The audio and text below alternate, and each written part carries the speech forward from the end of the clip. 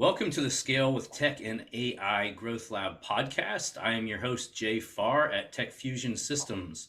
Our guest is Steve Werner from Hour of Champions. Steve, welcome to the podcast. Oh, thank you so much for having me. Appreciate it. My pleasure. So, can you give us a quick overview of Hour of Champions? What's Hour of Champions? What is it about? What do you guys do?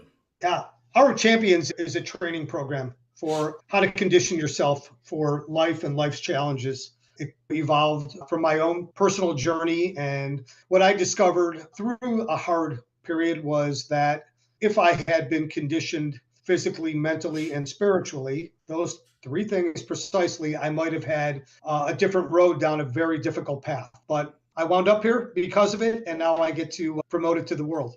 So that's an interesting kind of prequel that you stated. You said that the hardship that you went through made you capable to a degree which, had you known that and had you been in that state previously, you would have dealt with it better. So basically what you're saying is you weren't as prepared as you could have been to deal with that, and you wished you had been, and now you're teaching that to other people. And that's very interesting because I totally agree. Like in my own life story and going through hardships, it certainly forced me to become a better, more capable person. And I did learn a lot of things the hard way, like what you're saying.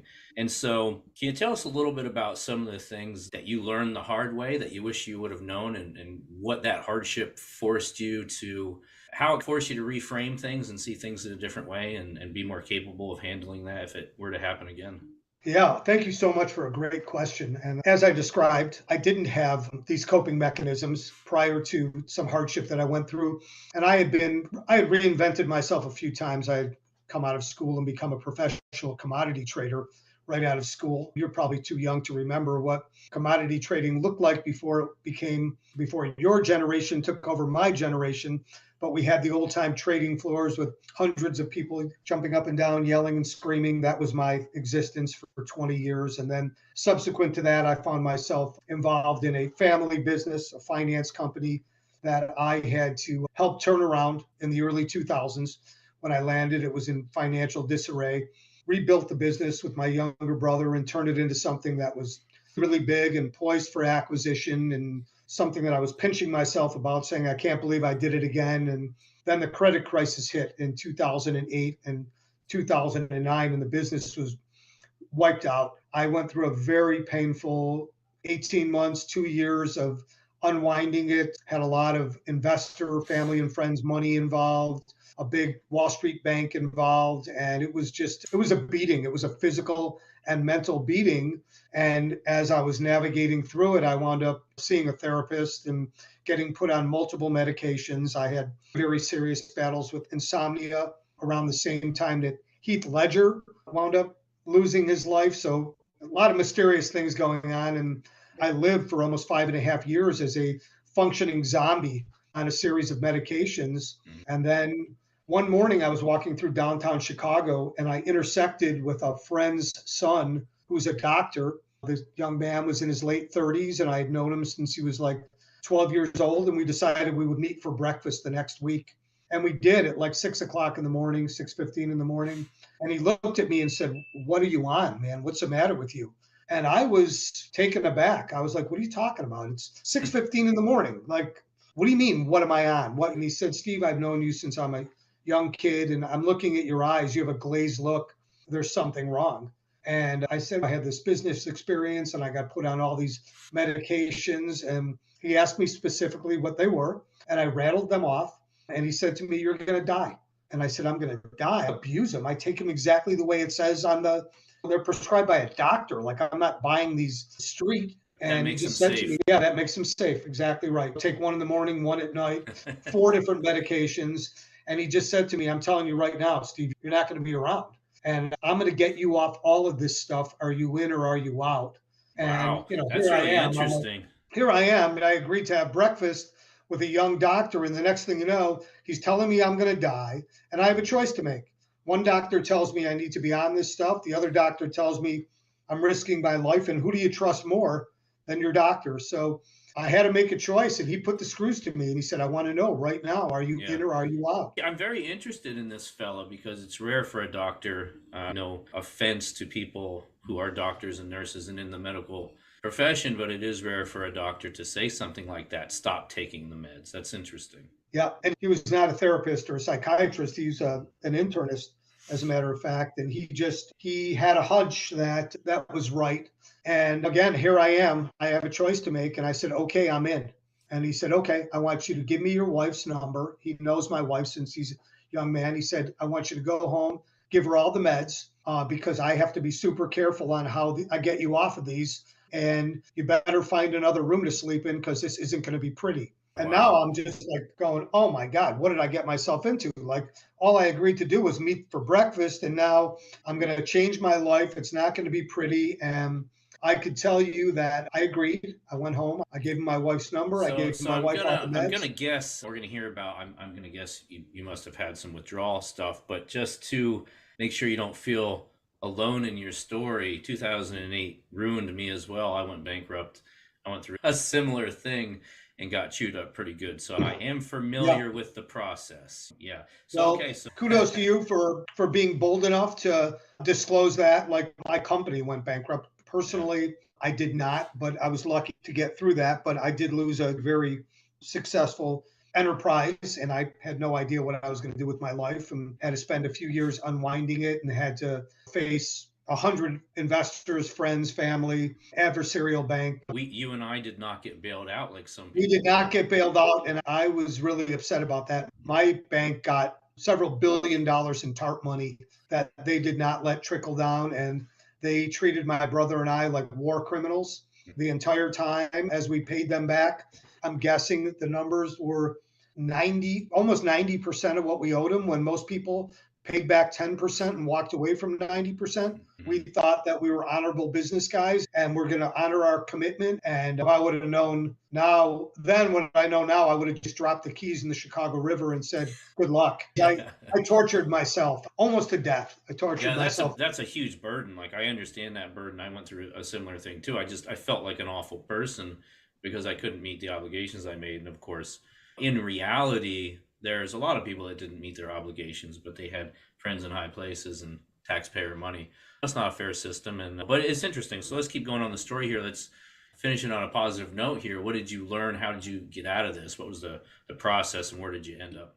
Yeah, I can tell you night number two, the first med that was taken away from me was Klonopin, which, if people are not familiar with it, it's a benzodiazepine. It's in the family of Xanax or Valium. It's just 100x. It's the most powerful benzodiazepine there is. And again, I had no clue. I was just doing what a doctor So is that told like me a to do. trank? I'm And not real familiar with pharmaceutical drugs. Is that like a trank, no, like a it's downer? I guess it's used for insomnia, for panic attacks, but in conjunction with the three other meds that I was taking, it was a grenade. And that was the first drug that we were going to get me off. And my wife gave me the first night would look like a speck of salt I get. Mhm. And I took it and I went to bed and I woke up at 2 o'clock in the morning and I was going through massive withdrawals, massive, to the point that I was shaking, crying. And I texted my friend, the doctor, and I said, I need more Klonopin. And if you look at a text and you see the bubble coming, he's texting back and it said, F you. Like, I don't want to swear on your Wow. podcast, but He's like, man, I'm going to hold you to it. You're just going to have to pay the piper, my friend. exactly. That's And tough. That's tough, man. I texted him back, you don't understand. I'm melting down, man. Like, I'm melting down. And he texted back, get in the street and run 25 wind sprints. Yeah. And I texted back, it's February 5th, it's 4 below 0. And he said, I know the date, I know the time, get in the street, I'm up oh, with you. oh my God, that is Yeah. insane, So I man. put on a hoodie and some sweatpants and I got in the street. I don't know if I sprinted. I definitely fell forward for 40 yards and then turned around and did it again and again 25 times. Came back in my house, texted him, I did it. And he said, how do you feel? I said, I actually feel better. And he said, okay, start making yourself some breakfast, open a book and start reading. Let's go. And I said, I typed him back. It's 2:47 in the morning. And again, I know the date. I know the time. I told you I'd be with you. Let's go. And I describe that as the first night of 10 months of hell every single day for 10 months. Yeah, Um, I think it's interesting because I think there's a lot more people who are familiar with how horrible the withdrawal process can be from various drugs and alcohol. But a lot of people don't talk about it. They don't want to talk about it. They either experience it themselves or they have a family member who has been through such things. But for anyone who has not experienced it, is the most painful experience you can imagine, pretty much. Wouldn't wish it on my worst enemy. The other painful part of the experience was watching my wife and kids watch me go through it. Yeah, it's Though tough. they pushed me every step of the way, they were my greatest cheerleaders. And I'll fast forward after a few months, I started going to the gym at 3 o'clock in the morning and incorporating, and I started getting on YouTube and finding something spiritual and something on mindset and putting it into my phone. And while I was working out, I would just absorb it. And I was doing I was 55 at the time, 64 now.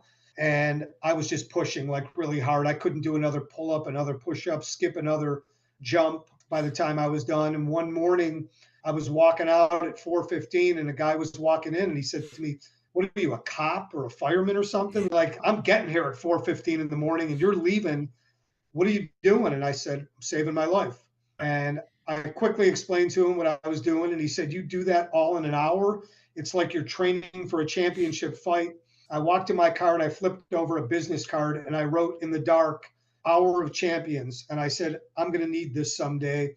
And when I Yeah. get to the other side, I'm going to tell my story." And that's That's the an awesome evolution. moment of clarity there. And it's funny because you have a lot of, when you work out really hard, there's a lot of chemicals and a lot of things that happen inside your brain and your body, all positive ones as far as I know of. But you have those moments of clarity and you have thoughts of creativity and things come to you and an interesting state to put yourself in. And I have that happen too in the gym. Sometimes I got to pick up my phone and I got to make a quick note. I'm like, that is the greatest piece of copy ever written right there. And sometimes it's great and sometimes it's not, but you get those. That's an interesting story you came up with, Our Champions. That's fantastic. So yeah, and I think that's the best thing for people who are really stuck almost in any situation too, who aren't really pushing it in the gym, who aren't really working on their health and fitness. That's something you can control and that's something you can do right now. Like if your life is in a bad place or if it's not where you want it, if you're depressed, if you're messed up, if you're on stuff, if your business is crap, if you're going bankrupt, it doesn't matter. You can go to the gym right now. There's nothing stopping you from doing that. And that is a really easy way to get a quick win, right? To get a little bit of momentum. And yeah, that's like the easiest thing just to start doing. Like just start doing that, right? 3, 4 days a week, whatever you want to do.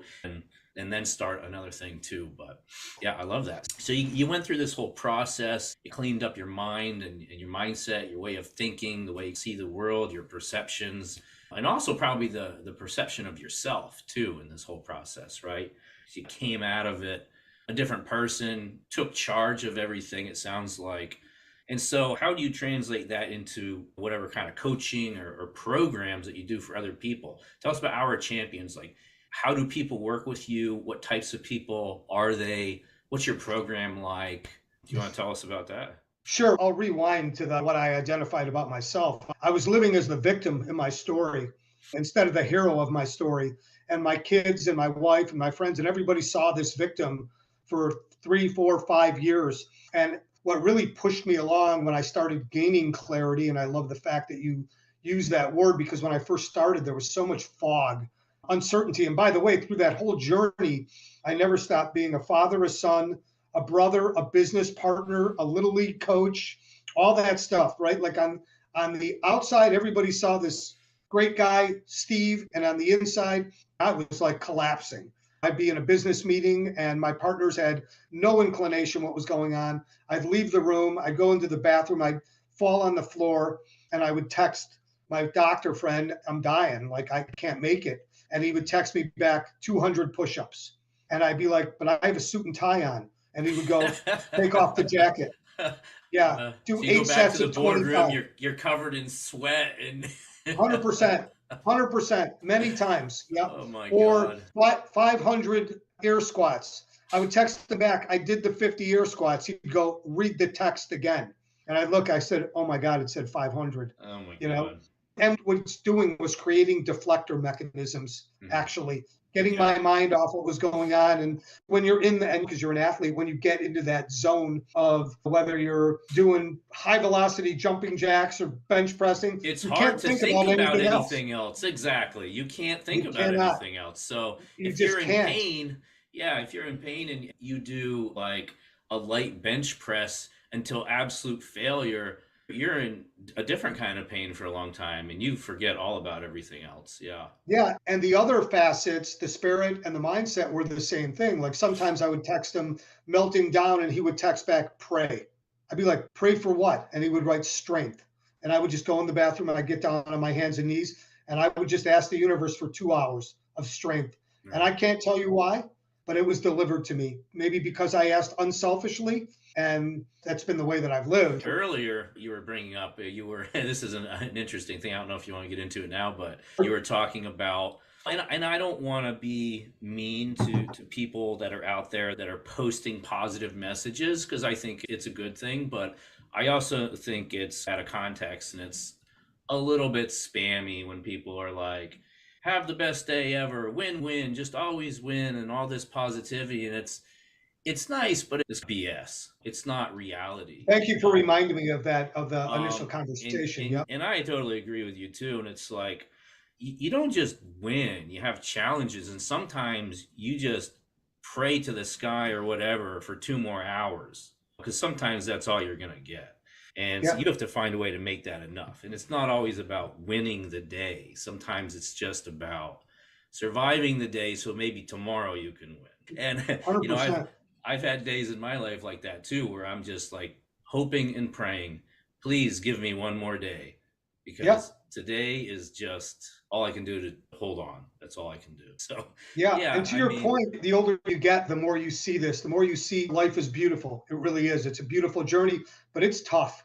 mm, It's tough. And I always tell my clients, like, or colleagues or whoever I'm talking to, working with, we don't get to see the script. Never do we get to see the script. So we don't know the phone call that's coming 5 minutes from now, or tomorrow, or 2 weeks in the future. So I said initially that I was upset. I got nauseated at the fact that I'm looking at social media and all I see is yeah. win. When I think about my son, who was a boxer, he actually fought in the Golden Gloves at 18 years old, and he just hung on one round after getting pummeled so he can regain his composure and come back the next round and win that round. When there's been many champions that have gotten knocked on the seat of their pants and gotten up and somehow protected themselves so they can get to the corner and take that minute to reset and then come back and win. It's not all about just Yeah. winning, it's learning how to cruise sometimes and just make it through the day. As novel as that sounds, that's hard enough Yeah. sometimes.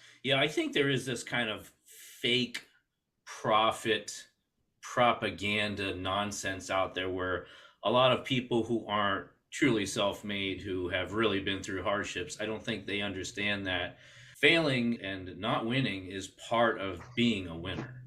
And so they just want to portray their wins and all the things they did great. And I remember a long time ago, way before Trump ran for president, I think it was in The Art of the Deal. I think one of his first books, he quoted one of the only quotes I remember from the book. It was a long time ago. He said, we learn a lot from our successes, but we learn even more from our failures. And that quote stuck with me. It's so interesting because I think that's true. Number one, you learn from your successes, and that's great. And we want to have successes, but I think we do learn more from our failures. And I think also we can teach other people more from our failures than our successes. But no one wants to talk about that. No one wants to say, you know what, I did this thing, I failed miserably, and here's what I learned, and here's what you can learn too. They want to pretend like they don't fail, like they always win, like they're the best. And there's something very disenfranchising and very fake about that. Yeah, Yeah. I'm glad you brought it up. And I I wish was always people, skeptical. I was a skier a lot in my youth, and I was always skeptical about the guy that never fought, never fell. Yeah, yeah, like, God, you must not be skiing too hard. Because I'm wiping out all the time. Like, but I'm not on the flat surface. And I equate that to life too. I've been a risk taker in many different facets of life. And I do believe the greatest risk is not to risk. And I don't mean that recklessly. I just mean mm, you got to take some chances. And I take the blame. I allowed myself to get medicated because I thought it was the right thing to do. I never blame the doctor. I don't. That's his job. But I also got to make the decision. to change my life and I've identified something like really powerful that I want to share with you and your audience, that you can't change your story, but you can change the way you tell it. And that will change everything. Within Yeah. every victim story, there's a hero hiding somewhere in there.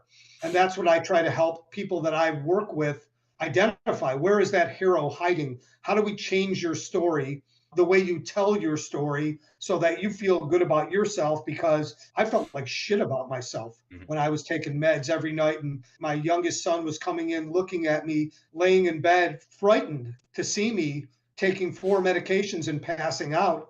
I wasn't afraid of dying. I was afraid of living, which is a scary place to be. Afraid of living. Yeah, that's a good point too. Like, I think there's a lot of people who, like, let me say this, like, the only people who don't fail are the people who don't do anything. And if you're Right. not It's doing true. anything and you're not failing, then you're not living. And my personal opinion is, if you're not living, then what's the point? And I Yeah. also think the only people that are afraid of death are the people who haven't lived. Because if you've lived, you don't really worry about it. You're like, well, I made use of my time. I did everything that I could. I did the best I could. And I know that. So that's just like a different way to frame it. It's refreshing to hear people talk a lot about that. And there's some people out there like Alex Hermosi, of course, is a very big voice. He talks about failing a lot. And I like that. It's refreshing. It's like, because I think a lot of new people and younger people coming up, whether they're entrepreneur or not, they have this like fake idea, like, I have to be like Jeff Bezos and in one day be worth $100 billion, when that's not the story at all. Years and years of that company not being profitable Yes, and yeah. second guessing. And is it a bookstore online, or what is it? And by the way, investors getting crushed, believing in it too for Yeah. years. Yeah, and I like there's some really big entrepreneurs now too talking about, a lot of podcasters, and they're reminding people it is supposed to be hard. It is Yep. supposed to be damn hard. That's the point. Just go into it understanding that it's not supposed to be easy. It's supposed to be really hard. It's supposed to force you to become a better version of you.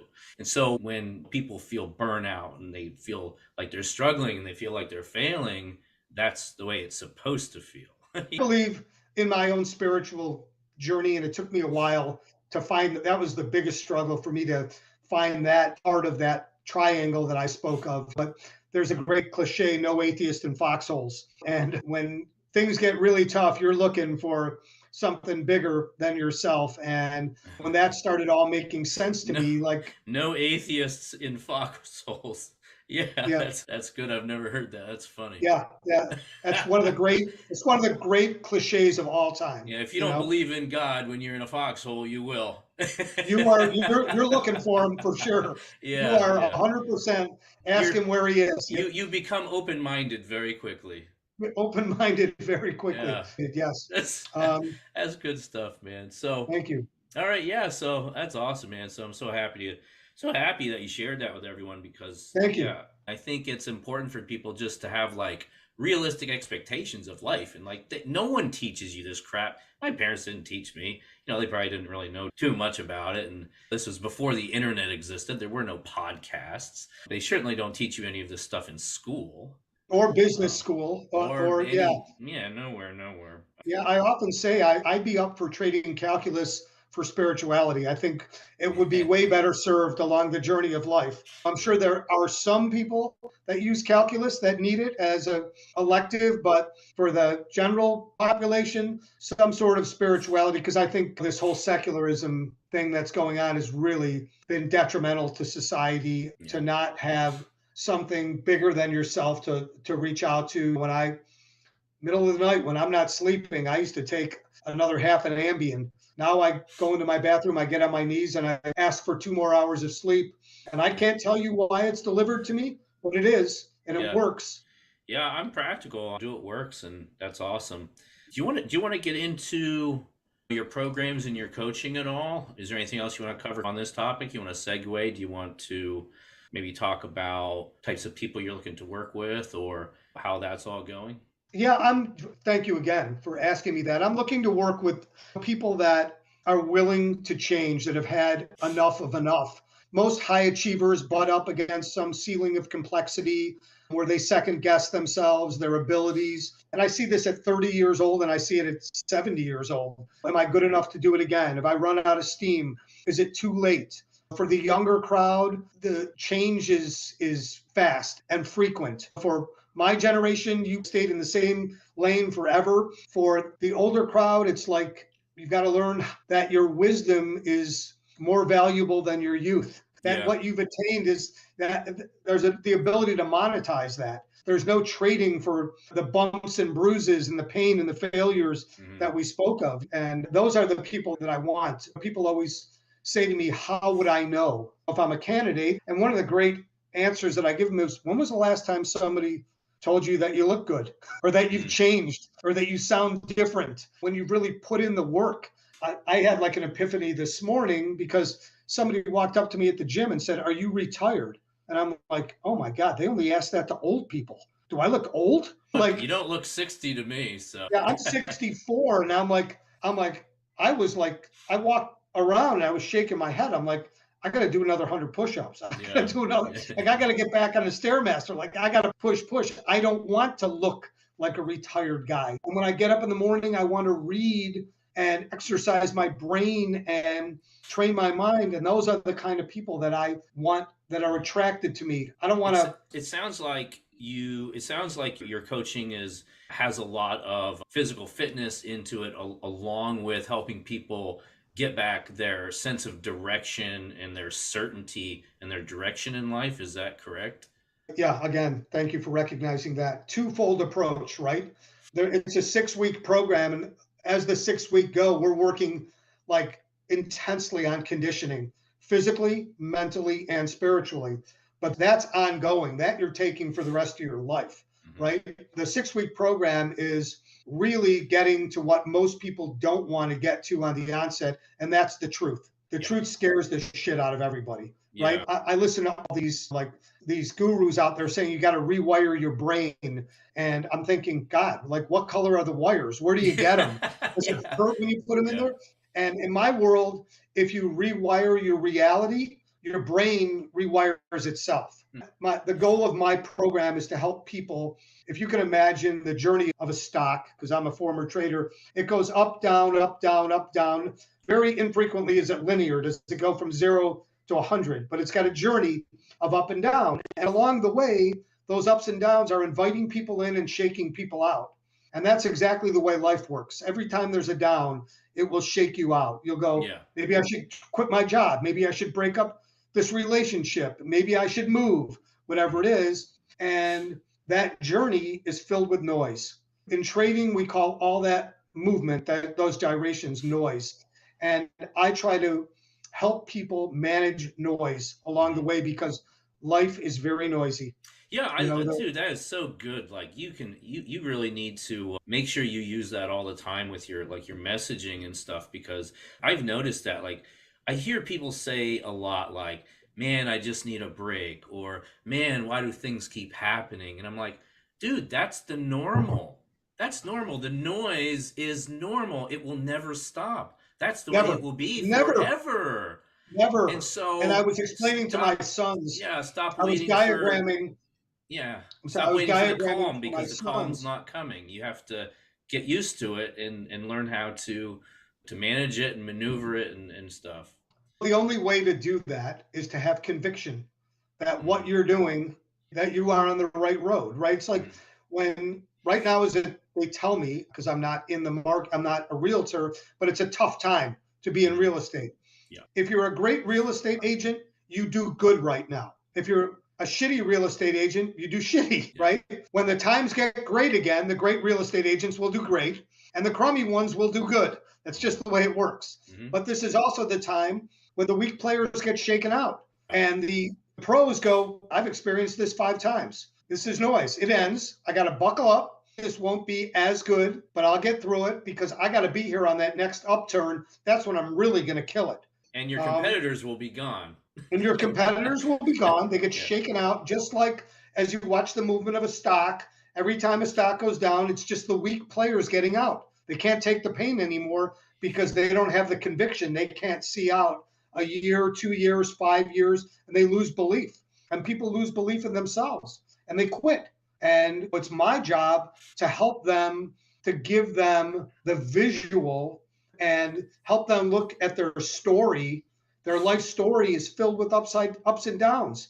And they've been in that foxhole before. They just don't remember it. So it's So like people who are on this kind of rat wheel and they think that they're doing different things all the time when in reality they're doing the same thing or the same cycles over and over again. It's almost like a mirage in the desert, right? Like you think you can see the thing that you're supposed to do and you chase it, but you're just going in circles. Like people get into those patterns and they don't realize it a lot, I think.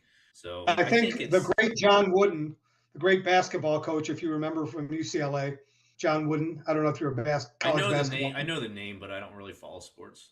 Yeah, he's one of the greatest college basketball coaches of all time, and he also wrote what he called the pyramid of success. And one of the pieces of the pyramid says, "Don't confuse activity with achievement." So Hmm. just because you're busy, to your point, you could be on the hamster wheel, just being busy, but not really getting anything done, and we get suckered into that. Oh my God, I went to work today. I made 100 phone calls. Did Yeah. you book any appointments? No, but I made 100 calls. You're great at making calls. You're Yeah. not great at booking appointments. Yeah. Perfect. Perfect. Anything else you want to tell us about your program and your coaching and your strategy and for the audience? How do people work with you if they want to talk to you and find out if you can help them and that sort of stuff? Yeah, the first thing I would do is encourage everybody to join my Facebook community because I believe in power and community. I believe that there are other people out there that you need to meet. You're a phone call away or a message away from somebody who could change your life forever. So if you go to Hour of Champions Facebook group, it's a private Okay. group, but if you ask to join and fill out some of the questions, I'll be happy to admit you, and that way you can get a sense for who I am and what the community feels like and the energy. And of course, hourofchampions.com, my website. You can learn more about us, our offerings, and book a call. Like if you're sitting on the fence and you can't answer the question, as anybody said lately, you look good, you sound different, and you feel like you're in that proverbial Groundhog Day, give me a call. Let's talk through it. Let's figure out if you really want to change and how we help make that shift and calm the noise in your life so you can ride it out and be super successful in all aspects of life. Awesome. Yeah, I like it. Certainly, the mindset part, the physical fitness part, the mind and mental strength, it all goes together. I don't think you can have one without all of the pieces. They all go together. You have So, to. You just yeah, have to. Yeah. Any missing component, you're just like a flat tire. you're right. Three good tires, one bad one. Right. Yes, Yeah. exactly. Yeah, I love it. So awesome, Steve Werner. Let's see. You can find you on LinkedIn, Steve Werner, and also on your website, hourofchampions.com, and your Facebook group, which is free to join. Hour of Champions, your Facebook group. I don't know if there's a link on your website, but just the Facebook groups, just do a search for Hour of Champions, came right up. I'm actually going to join your group as well. So Awesome. So thanks. lucky to have you. Thank you. Hey, man, thanks so much for being here. I'm going to ask you one more question here. Sure. I like to ask, and you pick one or just one theme, but what advice would you give to other people who are still struggling and still trying to figure things out and what to do and how to do it to change their lives because they know they're not where they're supposed to be, but they're not sure what to do? What advice would you give them now that you didn't know way back then? Yeah, start moving, do something. Start When I moving. when I say to somebody, do 10 push-ups in the morning, and they say to me, I can't do 10 push-ups. I say, can you do one push-up? They say, yeah. I go, then do one push-up 10 times. I like that. I like that, man. Yeah, yeah, but start moving. Open a Yeah, book, turn on a podcast, yeah, get moving because if you don't, you're just going to wake up feeling the same crummy way tomorrow. And it's a long game. It really is. It's incremental advances. And if you move an inch a day, I'll share this one with you too. Like people that tell me they don't have time to read, if you read 5 pages in the morning and 5 pages at night, that's 3,650 pages a year. That's 10 books. And that's just for people that don't have time. Get started. That's my advice. perfect. I love it. And the old Yeah. saying, Rome was not built in a day, right? Amen. I love it, Yeah. man. Steve Werner, Hour of Champions. Thanks so much for being here. It was great. Thank you. Thank you so much.